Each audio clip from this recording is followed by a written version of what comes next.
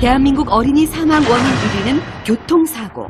한 해 80여 명의 어린이가 교통사고로 목숨을 잃고 있다.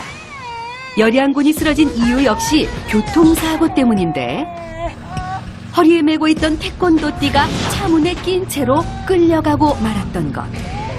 태권도띠는 왜 차문에 낀 것일까? 수업을 마치고 나오는 열양군. 이때 길게 늘어진 태권도띠를 다시 묶지 않은 것이 첫 번째 실수. 야! 탈석! 장난치다가 태권도띠가 의자 사이에 끼어버린 것이 두 번째 실수. 하지만 가장 큰 문제는 통학 차량 내 안전교사가 없는 상황에서 아이가 제대로 내렸는지 직접 확인하지 않은 운전자에게 있다.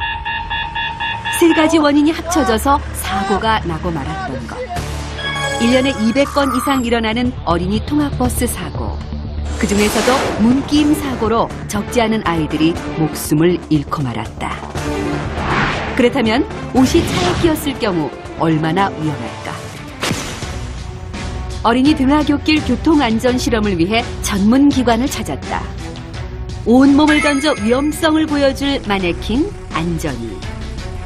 하차시 태권도띠가 차문에 끼인 상황을 가정하고 운전석에서 사이드밀러를 통해 확인해봤다. 안전이의 머리만 조금 보인다. 혹시나 하는 마음에 운전자가 몸을 기울여 보았다. 역시 머리만 보일 뿐이다. 사이드미러는 뒤에 차량이 오는지 안 오는지를 확인하는 용도입니다. 앞바퀴 밑에 어린아이가 넘어진 경우에는 운전자가 확인할 수가 없습니다. 차량을 출발시켜 보았다.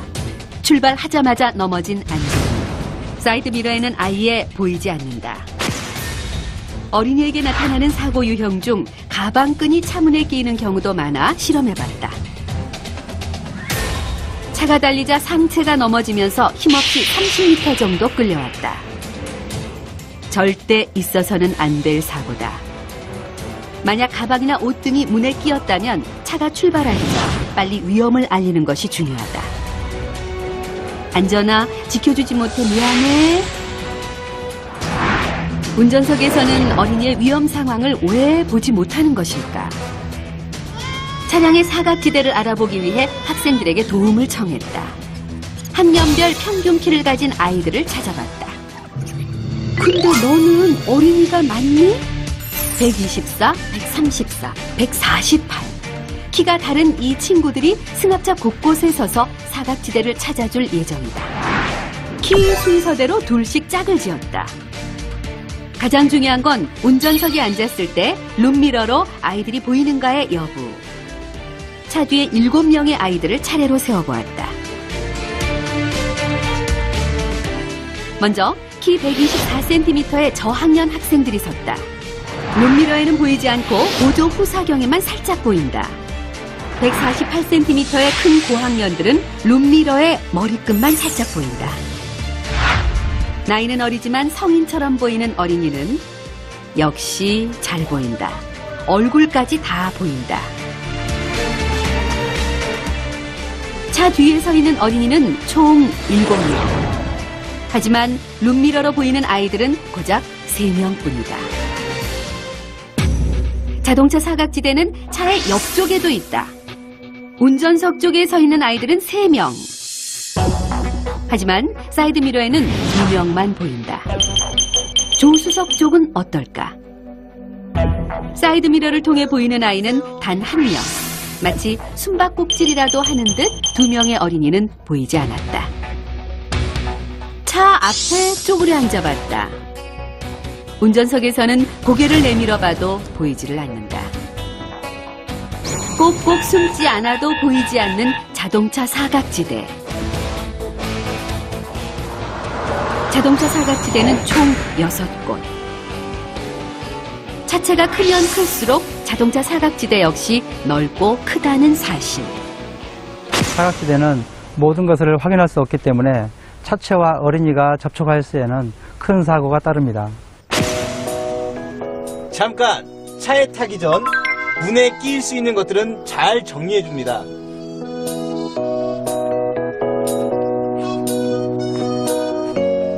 동승한 안전교사가 없다면 아이가 안전하게 내리는지 운전사가 직접 확인을 합니다. 아저씨 안녕. 네, 잘 가. 차 시동 걸기 전에 주변에 아이가 있는지 직접 확인을 합니다. 아이야, 여기서 뭐하고 있니? 차에서 비켜주렴. 알겠어요. 고마워요 아저씨. 네. 안녕히 가세요. 잘 가. 등하굣길, 어린이의 안전을 위해서 어른들이 발벗고 나서야 할 때다. 통학 차량 이용 시에 옷이 끼거나 해서 발생하는 사고, 또 차량 주변 사각지대로 인해 생기는 사고, 이런 사고들이 바로 어린이 등하굣길 사고로 이어질 수 있다는 사실을 우리가 알 수 있었습니다.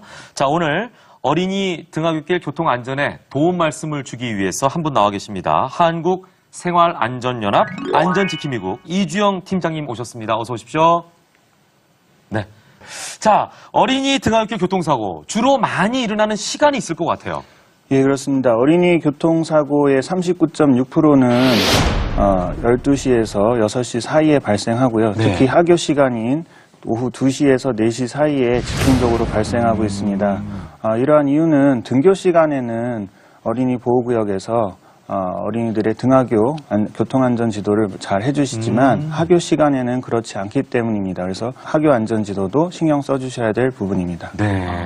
네, 그럼 이제 어린이가 통학 차량에서 타고 내리는 과정에서 옷이 끼인다거나 해서 일어나게 되는 것 같은데요. 어린이도 물론 미리 주의를 해야겠지만 어른의 입장에서 이런 사고를 예방하려면 어떻게 하는 게 좋을까요?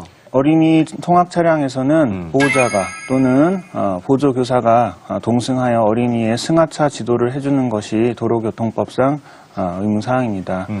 또한 운전자도 이러한 부분을 잘 확인하고 차량을 운행하는 것이 필요하겠죠.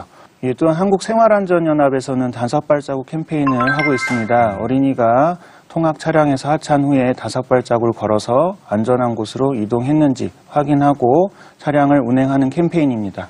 간단한 일 같지만 어린이의 안전을 위해서는 매우 중요한 부분입니다. 그렇다면 제가 좀 시범을 좀 보여드리도록 하겠습니다. 네. 여기가 차량이라고 했을 때 어린이가 내려서 큰 걸음으로 네네. 하나, 둘, 셋, 넷, 5발자국 정도를 걸어갔을 때 사각지대에서 벗어나게 되거든요. 네네. 이것을 반드시 운전자 입장에서 확인을 하시고 그 다음부터 운전을 하시면 굉장히 안전할 것 같습니다. 혹시 5발자국을 못 세더라도 네. 마음속으로 그렇죠. 한 둘. 5초 정도의 여유를 두는 것도 괜찮을 그렇습니다. 것 같아요. 마음속으로, 네. 그죠? 예. 네. 그리고 이 통학 차량 안에서 어린이들이 이 안전띠를 많이 안 맨다고 그러던데요. 도로교통법에서는 어린이 통학 차량의 안전띠 설치와 그 다음에 착용을 의무화하고 있습니다.